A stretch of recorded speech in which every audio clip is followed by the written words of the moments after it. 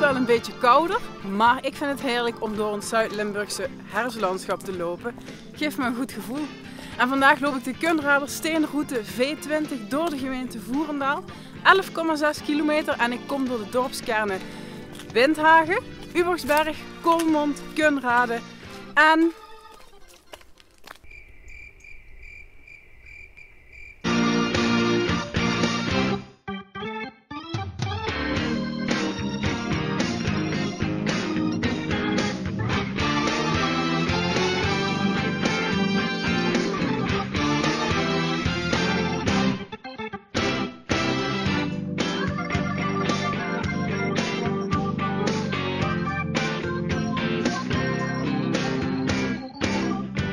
Mengersborg. Ik moest het even opzoeken.